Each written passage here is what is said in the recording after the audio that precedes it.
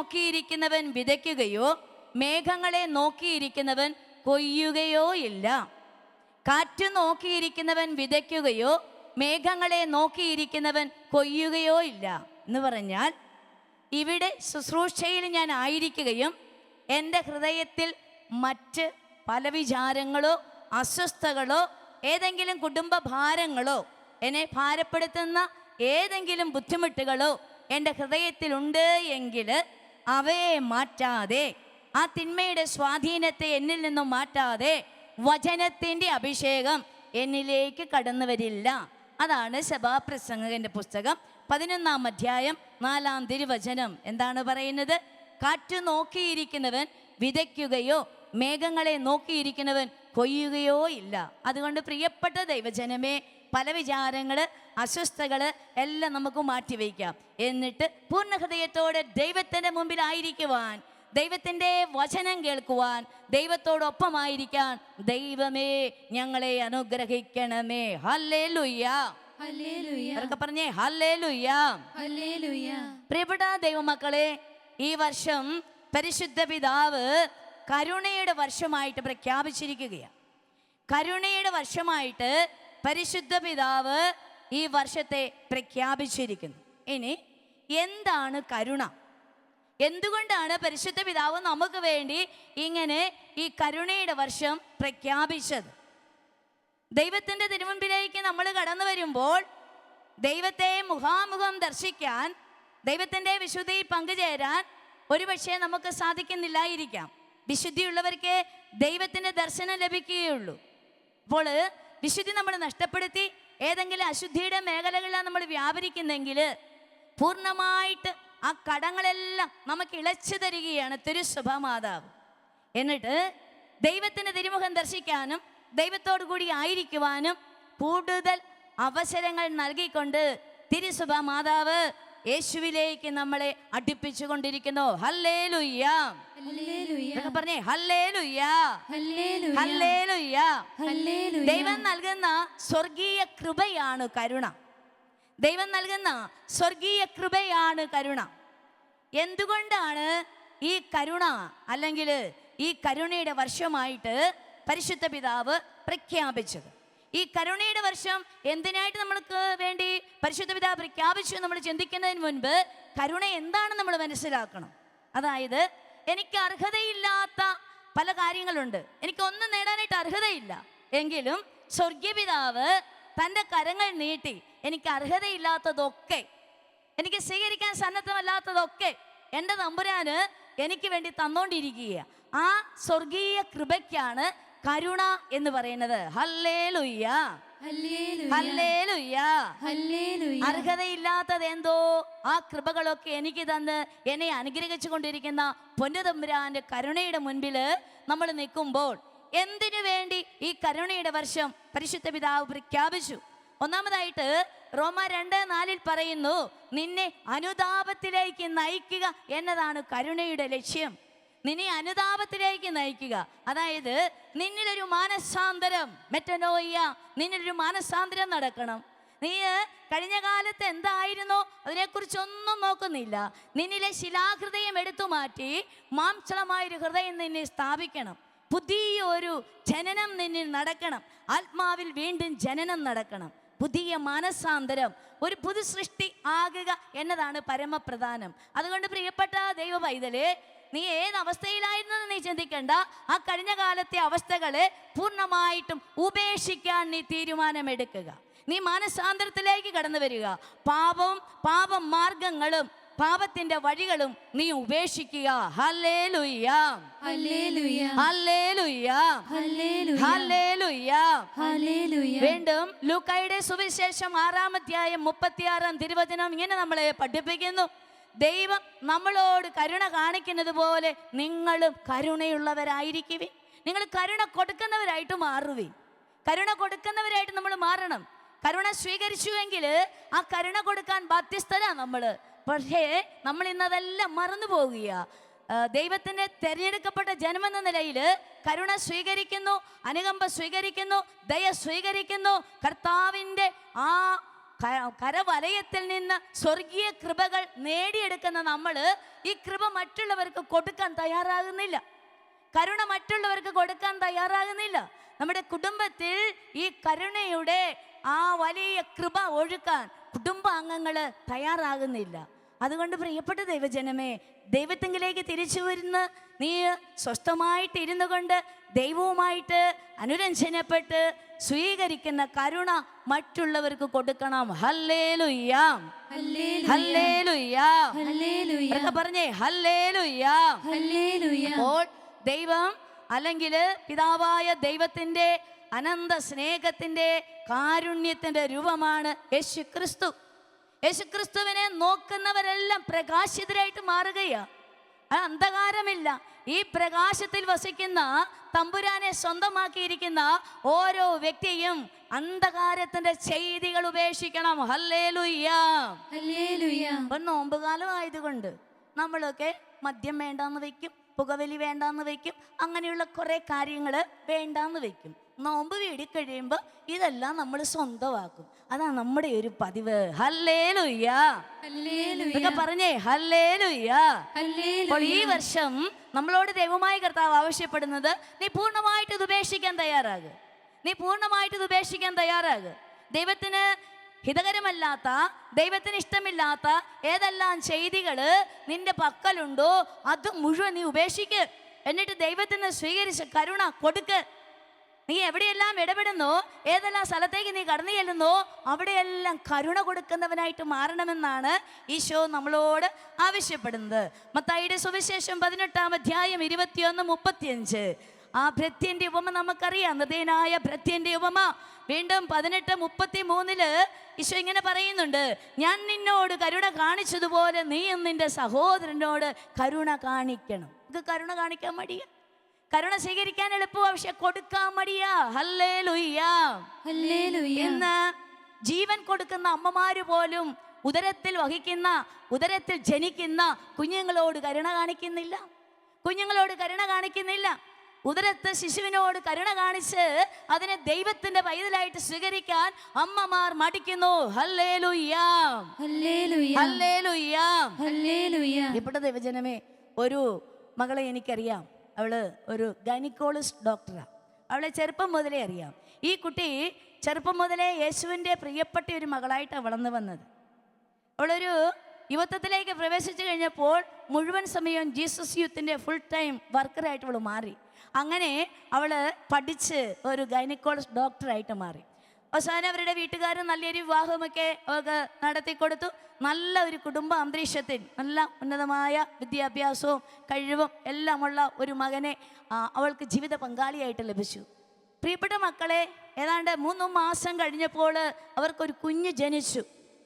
ഈ കുഞ്ഞ് ജനിച്ചു കഴിഞ്ഞപ്പോൾ ഇതിൻ്റെ വളർച്ചയെക്കുറിച്ചൊക്കെ ഇവർ ഓർക്കണം. ഒരു ഡോക്ടറിൻ്റെ ഉദരത്തിലാണ് ഈ കുഞ്ഞ് വളർന്നുകൊണ്ടിരിക്കുന്നത്. അപ്പോൾ ഈ കുഞ്ഞിൻ്റെ വളർച്ചയെക്കുറിച്ച് അവൾ പഠിച്ചെല്ലാം അവസാനം സ്കാൻ ചെയ്തപ്പോഴാണ് മറ്റൊരു ഗൈനക്കോളജിസ്റ്റ് ഇവളോട് പറയുക, ഗൈനക്കോളജിസ്റ്റായിട്ട് ഈ ഡോക്ടറിനോട് പറയുക, അമ്മയോട് പറയുക, നിന്റെ ഉദരത്തിൽ കിടക്കുന്ന കുഞ്ഞിനെ നീ അബോർട്ട് ചെയ്ത് കളയുക. കാരണം ഈ കുഞ്ഞ് വളരാൻ അനുവദിക്കില്ല. ഈ കുഞ്ഞിനെ വളരാൻ നീ അനുവദിക്കരുത്. കാരണം ഈ കുട്ടിക്ക് സ്വന്തമായിട്ടൊന്നും ചെയ്യാൻ പറ്റാതെ വരും. ജീവിതത്തിലേക്ക് പ്രവേശിക്കുമ്പോൾ അതിന് കൈയില്ല, കാലില്ല, മാത്രമല്ല തനിച്ച് ശ്വാസോച്ഛ്വാസം ചെയ്യാൻ പോലും പറ്റാതെ വരും. അതിൻ്റെ തല ബനാന തല എന്നാണ് അവൾ പറയുന്നത്. അങ്ങനെ ആ കുഞ്ഞിനെ കുറിച്ചുള്ള നല്ലൊരു റിപ്പോർട്ട് ഈ അമ്മയ്ക്ക് കൊടുത്തു. ഈ അമ്മ ആ ഡോക്ടറിൻ്റെ മുഖത്ത് നോക്കി പറഞ്ഞു, ഈ കുട്ടി ഏതെല്ലാം തരത്തിൽ വികൃതമായിട്ടിരുന്നാലും, ഏതെല്ലാം തരത്തിലുള്ള വൈകല്യങ്ങൾ ഈ കുഞ്ഞിനുണ്ടെങ്കിലും ഈ കുഞ്ഞിനെ ഞാൻ സ്വീകരിക്കാൻ തയ്യാറാകുന്നു. Hallelujah, hallelujah, hallelujah. ആ കുഞ്ഞിനോട് കരുണ കാണിക്കുന്ന അമ്മ, ആ കുഞ്ഞിനോട് സ്നേഹം കാണിക്കുന്ന അമ്മ. വൈകല്യങ്ങളുണ്ട്, ഒത്തിരി പ്രശ്നങ്ങളുണ്ട്, പ്രതിസന്ധികളുണ്ട്, എങ്കിലും അതിനെ സ്വീകരിക്കാൻ നല്ല മനസ്സ് കാണിക്കുന്ന അമ്മ. പ്രിയപ്പെട്ട ദൈവത്തിൻ്റെ തിരുമുമ്പിലിരിക്കുന്ന സഹോദരങ്ങളെ, ഈ ദൈവത്തിൻ്റെ കരുണ സ്വീകരിച്ചിരിക്കുന്ന നമ്മൾ ഈ കരുണ കൊടുക്കുന്നത് എപ്രകാരമെന്ന് ചിന്തിച്ചു നോക്കുക. കുടുംബം എന്ന് പറയുന്നത് ദൈവത്തിൻ്റെ നീതിയും സമാധാനവും സന്തോഷവും നിറഞ്ഞു നിൽക്കുന്ന ഭവനമാണെന്നാണ് പറയുന്നത്. റോമാക്കാർക്ക് എഴുതിയ ലേഖനം 4-ാം അധ്യായം 17-ാം തിരുവചനം നമ്മളെ പഠിപ്പിക്കുകയാണ്. അതായത് ദൈവരാജ്യം എന്ന് പറഞ്ഞാൽ സന്തോഷവും ആനന്ദവും പരിശുദ്ധാത്മാവിലുള്ള ആ നീതിയും സമാധാനവും നിറഞ്ഞു നിൽക്കുന്ന കുടുംബം. ഈ കുടുംബത്തിൽ നീതി കാണിക്കുന്നില്ലെങ്കിൽ, ഈ കുടുംബത്തിൽ സന്തോഷം കാണിക്കുന്നില്ലെങ്കിൽ, ഈ കുടുംബത്തിൽ സ്നേഹം പങ്കുവയ്ക്കുന്നില്ലെങ്കിൽ, ഈ കുടുംബത്തിൽ കരുണ ഒഴുക്കുന്നില്ലെങ്കിൽ അത് ക്രൈസ്തവ കുടുംബമല്ല. അത് ക്രൈസ്തവ കുടുംബമല്ല. ആ കുടുംബത്തില് ദൈവത്തിന് 1-ാം സ്ഥാനം കൊടുക്കുന്നില്ലെങ്കിൽ അത് ക്രൈസ്തവ കുടുംബമല്ല. Hallelujah, hallelujah. കരുണ കാണിക്കണം മക്കളെ, നീതി ഒഴുക്കണം മക്കളെ, നീതി ഒഴുക്കണം. സന്തോഷം കുടുംബത്തിൽ നിറയ്ക്കണം. സന്തോഷ ചിത്തരായിട്ട് നമ്മൾ മാറണം. നമ്മൾ സ്തുതിക്കുമ്പോൾ സന്തോഷം കിട്ടുന്ന സഹോദരി പറഞ്ഞു, സ്തുതിപ്പിലൂടെ ബന്ധനങ്ങൾ അഴിയുന്നു, കെട്ടുകൾ അഴിയുന്നു, പരിശുദ്ധാത്മാവിൻ്റെ നിറവും അഭിഷേകവും സ്തുതിപ്പിലൂടെ എനിക്ക് ലഭിക്കുന്നു. അപ്പോൾ ഈ കുടുംബത്തിൽ പ്രാർത്ഥനയിലൂടെ ഈ കൃപ നിറച്ച് ഈ കൃപ കൊടുക്കാനായിട്ടാണ് ഓരോ വ്യക്തിയോടും ദൈവമായ കർത്താവ് ഈ കരുണയുടെ വർഷത്തിൽ ആവശ്യപ്പെടുന്നത്. Hallelujah, hallelujah, hallelujah, hallelujah. സങ്കീർത്തനം 86:15 പറയുന്നു, കർത്താവേ അങ്ങ് കാരുണ്യവാനും ക്ഷമാശീലനും കൃപാനിധിയുമായ ദൈവമാണ്. കർത്താവേ അങ്ങ് കാരുണ്യവാനും വിശ്വസ്തനുമായ ദൈവമാണ്. തമ്പുരാന്റെ വിശ്വസ്തതയുടെ മുൻപിലാണ് നമ്മൾ നിൽക്കുന്നത്. തമ്പുരാന്റെ കൃപയുടെ മുമ്പിലാണ് നമ്മൾ നിൽക്കുന്നത്. തമ്പുരാന്റെ കാരുണ്യത്തിന്റെ മുൻപിലാണ് നമ്മൾ നിൽക്കുന്നത്. പക്ഷേ ഈ കാരുണ്യവും വിശ്വസ്തതയും സ്നേഹവും സ്വീകരിക്കുന്ന ഒരു ദൈവ പൈതല് ഇതിനെ തിരിച്ചറിയുന്നില്ല. കഷ്ടപ്പാടുകള്, ദുഃഖങ്ങള്, നൊമ്പരങ്ങള്, വേദനകള് ഇവയൊക്കെ നമുക്കുണ്ടാകുമ്പോൾ ഈ നല്ല ദൈവത്തെ, വിശ്വസ്തനായ ദൈവത്തെ, കാരുണ്യവാനായ ദൈവത്തെ, സ്നേഹസമ്പന്നനായ ദൈവത്തെ നമ്മൾ മറന്നു പോകുന്നു. 1-ാം പ്രമാണം നമ്മൾ ലംഘിക്കുക. സത്യദൈവത്തിന് ആരാധന കൊടുക്കേണ്ട സമയത്ത് കൊടുക്കാതെ, സത്യദൈവത്തിന്റെ സ്നേഹം അനുഭവിക്കാതെ, കരുണയിൽ ആശ്രയിക്കാതെ, കരുണ കൊടുക്കാതെ ദൈവത്തിൽ നമ്മൾ അകന്നു പോകുന്നു. Hallelujah, hallelujah. പറഞ്ഞേ ഹല്ലേലൂയ, ഹല്ലേലൂയ, ഹല്ലേലൂയ, ഹല്ലേലൂയ. വീണ്ടും വീണ്ടും നമ്മൾ ഓർക്കണം, കർത്താവ് ക്ഷമാശീലനാണ്, സ്നേഹസമ്പന്നനാണ്, വിശ്വസ്തനാണ്. അവിടുത്തെ സ്നേഹത്തിനോ അവിടുത്തെ വിശ്വാസത്തിനോ അല്ലെങ്കിൽ അവിടുത്തെ കാരുണ്യത്തിനോ ഒരിക്കലും ഒരു നാളും ഒരു കുറവും സംഭവിക്കുന്നില്ല. നമ്മൾ അകന്നു പോയാലും മറ്റപ്പെടാത്ത ഒരു സ്നേഹത്തിന്റെ മുൻപിലാണ് നമ്മൾ ആയിരിക്കുന്നത്. Hallelujah, hallelujah, hallelujah. അതുകൊണ്ട് പ്രിയപ്പെട്ട ദൈവജനമേ, ലോക ജീവിതത്തില് എന്തെല്ലാം കഷ്ടപ്പാടുകൾ ഉണ്ടായാലും, എന്തെല്ലാം ബുദ്ധിമുട്ടുകൾ ഉണ്ടായാലും, എന്തെല്ലാം കടബാധ്യതകൾ ഉണ്ടായാലും നമ്മൾ ദൈവത്തിൽ നിന്ന് അകന്നു പോകരുത്. കടബാധ്യതകൾ ഏറുന്തോറും ദൈവത്തെ പഴിക്കുകയല്ല വേണ്ടത്, ദൈവത്തിലേക്ക് കൂടുതലായിട്ട് അടുത്ത് വരണം. നമ്മൾ കഷ്ടപ്പാടിൻ്റെ ദിനത്തിൽ ദൈവത്തെ നമ്മൾ വിളിക്കണം. ദൈവമേ അങ്ങ് എവിടെയാ, അങ്ങ് എൻ്റെ കൂടെയുണ്ട്. ഈ ബോധ്യം വേണം. അതാണ് 121-ാം സങ്കീർത്തനം നമ്മളെ പഠിപ്പിക്കുന്നത്.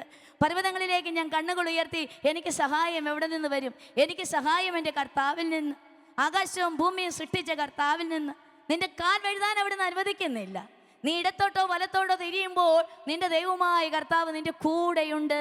കഷ്ടതയുടെ അപ്പവും ക്ലേശത്തിൻ്റെ ജലവും തന്നാലും നിന്റെ ഗുരു നിന്നിൽ നിന്നും മറിഞ്ഞിരിക്കുന്നില്ല. അതുകൊണ്ട് പ്രിയപ്പെട്ട ദൈവമക്കളെ, ദൈവം നീതി പാലിക്കുന്നവനാണ്.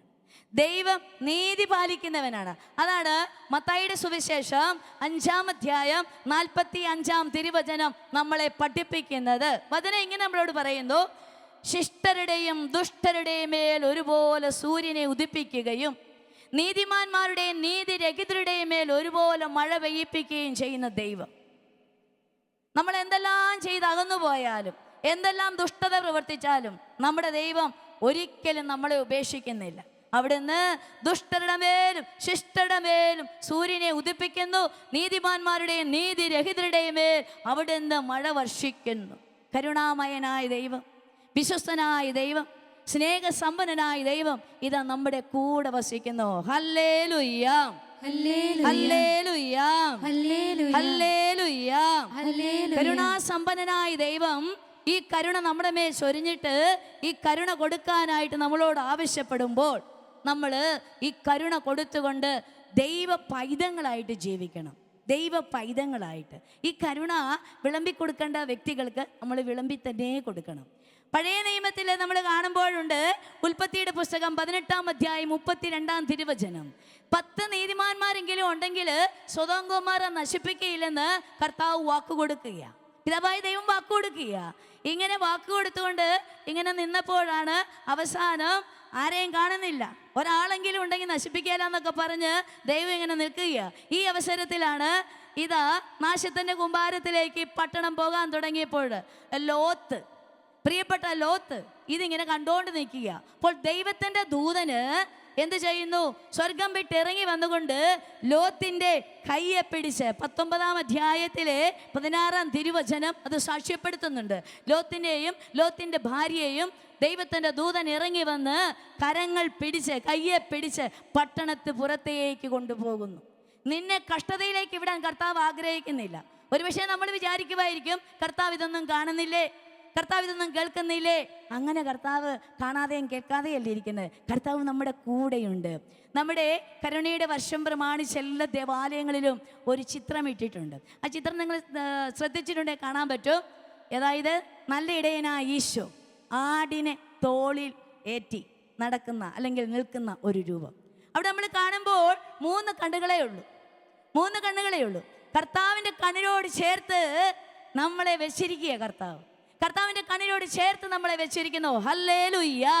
നല്ലിടയനായ യേശു പാപികളായ മനുഷ്യരെ തേടിയെത്തി അവർക്ക് ജീവൻ കൊടുക്കാൻ തയ്യാറായിക്കൊണ്ട് അവന്റെ ജീവനിൽ പങ്കുകാരാക്കിയിരിക്കുന്നു. ഹല്ലേലൂയ, ഹല്ലേലൂയ, യേശുവേ നന്ദി. അപ്പോൾ നിയമാവർത്തനം 4:7 നമ്മൾ കാണുന്നുണ്ട്, നാം വിളിച്ചപേക്ഷിക്കുമ്പോഴൊക്കെ നമ്മുടെ അടുത്തേക്ക് ഇറങ്ങി വരുന്ന ദൈവം, നാം വിളിച്ചപേക്ഷിക്കുമ്പോൾ നമ്മുടെ അടുത്തേക്ക് ഇറങ്ങി വരുന്ന ദൈവം. ഇതുപോലെ ദൈവം അടുത്ത് വസിക്കുന്ന വേറെ ഏതൊരു ശ്രേഷ്ഠ ജനതയാണ് ഉള്ളത് ഈ ഭൂമുഖത്ത്?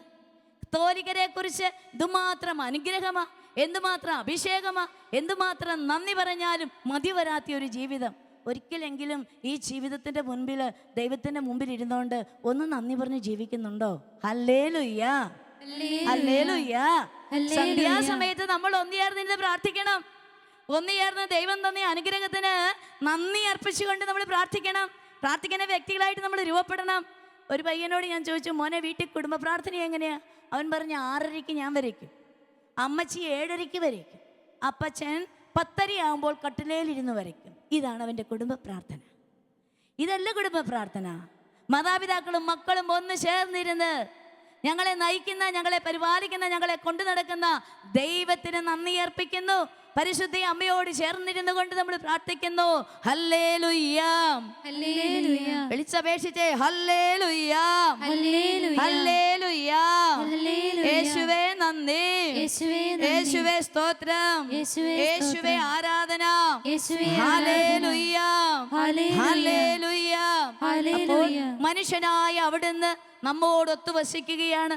ഒരു ഗോതമ്പപ്പത്തിന്റെ രൂപം സ്വീകരിച്ചുകൊണ്ട് ആ ഗോതമ്പപ്പത്തിൽ മറഞ്ഞിരിക്കുന്ന കർത്താവിൻ്റെ പൂർണ്ണ രൂപം ദർശിക്കാൻ ഓരോ ക്രൈസ്തവനും സാധിക്കണം. ഈയിടെ ഉന്നത വിദ്യാഭ്യാസമുള്ള ഒരു പെൺകുട്ടി എൻ്റെ അടുത്ത് വന്ന് ചോദിച്ചു, സിസ്റ്ററെ, ഈ തിരുവോസ്തിയിൽ കർത്താവുണ്ടോ? ഈ തിരുവോസ്തിയിൽ കർത്താവുണ്ടോ? ഉണ്ട്. നിന്നെ നോക്കിയിരിക്കുന്ന കർത്താവ്, നിനക്ക് ജീവൻ നൽകുന്ന കർത്താവ് ഈ തിരുവോസ്തിയിലുണ്ട്. നീ അത് തിരിച്ചറിയണം. സ്വർഗത്തിൽ നിറങ്ങി വന്ന ജീവനുള്ള അപ്പം ഞാനാകുന്നു, ഈ അപ്പം ഭക്ഷിക്കുന്നതിന് എന്നേക്കും ജീവിക്കുമെന്ന് അരുളി ചെയ്തുകൊണ്ട് നമ്മുടെ മധ്യത്തിലേക്ക് ഇറങ്ങി വന്നിരിക്കുന്ന കർത്താവിൻ്റെ ആ രൂപം ദർശിക്കുവാൻ, കർത്താവിൻ്റെ സാന്നിധ്യം ഉൾക്കൊള്ളുവാൻ നമുക്ക് ഓരോരുത്തർക്കും സാധിക്കണം. പ്രിയപ്പെട്ട ദൈവജനമേ, ഹല്ലേലൂയ, ഹല്ലേലൂയ. പറഞ്ഞേ ഹല്ലേലൂയ, ഹല്ലേലൂയ. കർത്താവ് പറയുന്നുണ്ട്, ബലിയല്ല കരുണയാണ് ഞാൻ ആഗ്രഹിക്കുന്നത്. തന്നെ സമീപിക്കുന്ന ഓരോ വ്യക്തിക്കും കരുണ കൊടുക്കുന്നു. വിശപ്പായിട്ട് വരുന്നവന് വിശപ്പ് മാറ്റാൻ അപ്പം കൊടുക്കുന്ന തമ്പുരാൻ, രോഗവുമായിട്ട് കടന്നു വരുന്ന വ്യക്തികളെ സൗഖ്യം കൊടുത്തത് കരുണയായിട്ട് കൊടുത്തുകൊണ്ട് അവനെ ജീവനിലേക്ക് വഴി നടത്തുന്ന ദൈവം. അതുകൊണ്ട് നീ ഏതെല്ലാം രീതിയിലുള്ള അന്ധകാര ശക്തികളുടെ പിന്നാലെയാണെങ്കിലും അസ്വസ്ഥതയുടെ നടുവിലാണെങ്കിലും നിന്നെ രക്ഷിക്കാൻ നിന്റെ കർത്താവിന് സാധിക്കും. Hallelujah, hallelujah. വിളിച്ചു പറഞ്ഞേ ഹല്ലേലൂയ, ഹല്ലേലൂയ. സ്വരമുയർത്തി പറഞ്ഞേ ഹല്ലേലൂയ, ഹല്ലേലൂയ. കരങ്ങൾ ഉയർത്തി പറഞ്ഞേ ഹല്ലേലൂയ, ഹല്ലേലൂയ. പ്രിയപ്പെട്ട മക്കളെ, 2 അന്ധന്മാര് കർത്താവിനെ വിളിച്ചപേക്ഷിക്കുക, കർത്താവേ ഞങ്ങളുടെ കണ്ണ് തുറന്നു തരണം, ഞങ്ങളുടെ കണ്ണ് തുറന്നു തരണം. യേശു അടുത്ത് നിന്നു, അവരെ സ്പർശിച്ചു. നിനക്ക് കാഴ്ചയുണ്ടാകട്ടെ, നിനക്ക് കാഴ്ചയുണ്ടാകട്ടെ. നിന്റെ അന്ധത മാറ്റിത്തരുവാൻ കർത്താവിന് സാധിക്കും. നിന്റെ ആത്മീയ അന്ധത മാറ്റിത്തരാൻ കർത്താവിന് സാധിക്കും. അതുകൊണ്ട് പ്രിയപ്പെട്ട ദൈവ പൈതലേ, നീ ദൈവത്തെങ്കിലേക്കൊന്ന് അടുത്ത് വന്നേ. ദൈവത്തോടൊന്ന് പറഞ്ഞേ, കർത്താവേ, എൻ്റെ ആത്മീയ അന്ധതയൊന്ന് മാറ്റിത്തരണമേ. അന്ധകാരത്തിന്റെ പ്രകാശത്തിലേക്ക് എന്നെ ഒന്ന് നയിക്കണമേ. വീണ്ടും മത്തായിയുടെ സുവിശേഷം 20, 33, 34. കാരുണ്യത്തിന്റെ നിറവാണ് നമ്മളിവിടെ കാണുക. കാരുണ്യത്തിന്റെ നിറവ് നമ്മൾ കാണുന്നത് കർത്താവിൻ്റെ ജീവിതത്തിലൂടെ നമ്മൾ കാണുന്നത് കർത്താവിൻ്റെ കരുണയൊഴുക്കുകയാണ്. ഞാൻ പറഞ്ഞല്ലോ, പിതാവായ ദൈവത്തിൻ്റെ പൂർണ്ണ ആ കരുണയുടെ രൂപമാണ് യേശു തമ്പുരാൻ. യേശു തമ്പുരാൻ ഈ ഭൂമിയിലേക്ക് വന്നു പിറന്നത്, അവൻ്റെ മനുഷ്യാവതാരം അത് കാരുണ്യത്തിൻ്റെ രൂപമാണ്. അവൻ്റെ രഹസ്യ ജീവിതം, പരസ്യ ജീവിതം, പീഡാനുഭവം, മരണം, ഉത്ഥാനം, ഇതെല്ലാം കരുണയുടെ മുഖങ്ങളാ. ഹല്ലേലൂയ, ഹല്ലേലൂയ, യേശുവേ നന്ദി, യേശുവേ സ്തോത്രം. പ്രിയപ്പെട്ട ദൈവജനമേ, നമ്മൾ ഈ കരുണയുടെ മുഖം ദർശിച്ചിട്ട് നമ്മൾ എങ്ങനെയാ ഇത് കൊടുക്കാതിരിക്കണേ? നമ്മൾ എങ്ങനെ കൊടുക്കാതിരിക്കണേ? ഈ കരുണയുടെ മുഖം കണ്ടെത്തിയ നമ്മള്, കരുണ സ്വീകരിച്ച് നമ്മള് ഈ വിശുദ്ധ കുർബാനയിൽ ഈ കാരുണ്യം കണ്ടെത്തുന്ന നമ്മള് കുർബാനയായിട്ട് മാറണം, അപ്പമായിട്ട് മാറണം, മറ്റൊരു ദിവ്യ കാരുണ്യമായിട്ട് നമ്മൾ മാറണം. ദിവ്യ കാരുണ്യത്തിന്റെ ചുവട്ടിലിരുന്നിട്ട് ആ കാരുണ്യത്തിന്റെ ശക്തി സ്വീകരിച്ചിട്ട് പ്രിയപ്പെട്ട മക്കളെ, മദർ തെരേസയായി വിശുദ്ധിയായിട്ട് പ്രഖ്യാപിക്കാൻ പോകുക. ഈ കാരുണ്യത്തിന്റെ ചുവട്ടിലിരുന്ന ശക്തി സ്വീകരിച്ച് അമ്മ കൽക്കട്ടയുടെ തെരുവിലേക്ക് ഇറങ്ങി ചെന്നിട്ട് കുഷ്ഠരോഗികളെ മാറോട് ചേർത്തപ്പോൾ അമ്മ സ്വീകരിച്ച കാരുണ്യം ഒഴുകി. Hallelujah, hallelujah. എത്രയോ മക്കള് ഇന്ന് ദൈവത്തെ തിരിച്ചറിഞ്ഞ് ദൈവത്തിൻ്റെ കാരുണ്യം സ്വീകരിച്ചുകൊണ്ട് ലോകത്തിൻ്റെ പല ഭാഗങ്ങളിലേക്ക് കടന്നു ചെന്നുകൊണ്ട് ആർക്കും വേണ്ടാത്ത പൈതങ്ങളെ മാറോട് ചേർക്കുന്നു. ആർക്കും വേണ്ടാത്ത പൈതങ്ങളെ മാറോട് ചേർത്ത് അവർക്ക് സ്നേഹത്തിൻ്റെ കാരുണ്യം കൊടുക്കുന്നു, സ്നേഹത്തിൻ്റെ ചുംബനം കൊടുക്കുന്നു, അവരെ വളർത്തുന്നു. Hallelujah, hallelujah. അവിടെ ദൂരോട്ടൊന്നും പോകണ്ടല്ലോ. നമ്മുടെ കുടുംബത്തില് ഈ പ്രായമായ നമ്മുടെ പ്രിയപ്പെട്ട മാതാപിതാക്കള് ഒരു പക്ഷേ നമുക്ക് നോക്കുമ്പോൾ അവര് ചുക്കിച്ചുളിഞ്ഞ മുഖം, കാണാൻ വൃത്തിയില്ല, എല്ലാം അറിയണമെന്നുള്ള ആഗ്രഹം, അവിടെ ഇരിക്കാൻ പറയുമ്പോൾ ഇരിക്കുകയല്ല, ഇങ്ങനെയൊക്കെ പല കാരണങ്ങൾ പറഞ്ഞ് നമ്മളവരെ തള്ളിക്കളയുമ്പോൾ കാരുണ്യത്തിന്റെ മുഖത്തെ നീ തള്ളിക്കളയുക. കാരുണ്യത്തിന്റെ പ്രവൃത്തി നീ ചെയ്യുന്നില്ല. പരസ്നേഹ പ്രവൃത്തി നമ്മൾ ചെയ്യണം, പരസ്നേഹ പ്രവൃത്തി ചെയ്യണം, കാരുണ്യ പ്രവൃത്തികൾ ചെയ്യണം, മറ്റുള്ളവരിലേക്ക് ഇറങ്ങി ചെല്ലണം. പറഞ്ഞില്ലേ, ഈ ചെറിയവരിൽ ആർക്കെങ്കിലും ഒരുവന് നീ എന്തെങ്കിലും ചെയ്തു കൊടുത്തിട്ടുണ്ടെങ്കിൽ അത് എനിക്ക് തന്നെയാണ് ചെയ്തത്. ചെറിയവരെ കാണാൻ, ചെറിയവരെ സ്നേഹിക്കാൻ, ചെറിയവരെ അംഗീകരിക്കാൻ നിനക്ക് സാധിക്കുന്നില്ലെങ്കിൽ നിന്റെ കൂടെ കരുണയുടെ ഈശോ ഇല്ല, കരുണയുടെ ഈശോ ഇല്ല. കാരുണ്യം സ്വീകരിച്ച് നമ്മൾ കരുണ കൊടുക്കാൻ ചില മനുഷ്യരുണ്ട്, കരുണ കൊടുക്കാനും സമ്മതിക്കുകയില്ല, മറ്റുള്ളവരെ കൊണ്ട് കൊടുപ്പിക്കുകയില്ല. Hallelujah, hallelujah. വലതുകരം ഉയർത്തിക്കേ. Hallelujah, hallelujah. യേശുവേ നന്ദി, യേശുവേ സ്തോത്രം, യേശുവേ ആരാധന.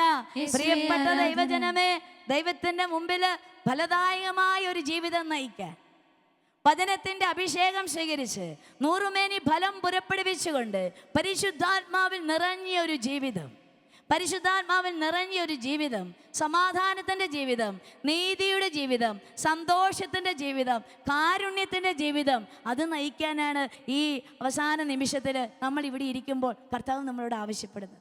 പ്രത്യേകിച്ച് ഈ കരുണയുടെ വർഷത്തിൽ ഈ ദിനം നമ്മൾ ഒത്തുചേർന്നപ്പോൾ ഈ ഈശോ നമ്മളോട് ആവശ്യപ്പെടുന്നത്, നീ ഫലം പുറപ്പെടുവിക്കുന്ന ഒരു ജീവനുള്ള വ്യക്തിയായിട്ട് മാറട്ടെ. എല്ലാവരെയും നീ സ്നേഹിച്ചേ, എല്ലാവരും ദൈവത്തിൻ്റെ മുഖം നീ ദർശിച്ചേ, ഞാൻ നിന്നോട് കരുണ കാണിച്ചതുപോലെ നീ കരുണ കാണിച്ചേ, മറ്റുള്ളവർക്ക് ഈ കരുണ കൊടുത്തേ. ഈ കരുണ കൊടുക്കാൻ, കരുണ സ്വീകരിക്കാൻ, കാരുണ്യത്തിൻ്റെ മുഖങ്ങളായിട്ട് മാറാൻ, കാരുണ്യത്തിൻ്റെ മക്കളായിട്ട് മാറാൻ മദർ തെരേസ വിശുദ്ധയായിട്ട് പ്രഖ്യാപിക്കുമ്പോൾ അമ്മയോട് ചേർന്ന് നമ്മൾ മധ്യസ്ഥം വഹിക്കുന്നു. അമ്മേ, പാവപ്പെട്ടവരിൽ അമ്മ ഈശോയുടെ മുഖം ദർശിച്ചതുപോലെ അസീസിയിലെ വിശുദ്ധ ഫ്രാൻസിസ് ഈ വഴിയോരങ്ങളിൽ താമസിക്കുന്ന മക്കളിൽ ദൈവത്തിൻ്റെ സാന്നിധ്യം ദർശിച്ചു, ദൈവത്തിൻ്റെ കരുണ ദർശിച്ചു, ദൈവത്തിൻ്റെ കാരുണ്യം ദർശിച്ചുകൊണ്ട് വഴിയോരങ്ങളിലേക്ക് കുടുംബത്തിൽ നിന്ന് കിട്ടിയ അംഗീകാരമൊന്നും വേണ്ട എന്ന് പറഞ്ഞ് കുടുംബത്തിൻ്റെതായ യാതൊരു സന്തോഷത്തിനും പങ്കുചേരാതെ ഇതാ ഇറങ്ങി, തെരുവിലേക്ക് ഇറങ്ങി. ആ ചൈതന്യമൊക്കെ നമ്മൾ ഉൾക്കൊള്ളുന്നുണ്ട്. രണ്ടാമത്തെ ക്രിസ്തു എന്നാണ് ഫ്രാൻസിസ് അസീസിയെ വിളിക്കുക. അതുകൊണ്ട് പ്രിയപ്പെട്ട ദൈവമക്കളെ, ദൈവത്തോട് ചേർന്നൊരു ജീവിതം നയിക്കാൻ, കാരുണ്യത്തിൻ്റെ വക്താക്കളായിട്ട് മാറാൻ കർത്താവേ എന്നെ അനുഗ്രഹിക്കണമേ എന്ന് ഈ സമയം നമുക്ക് പ്രാർത്ഥിക്കാം.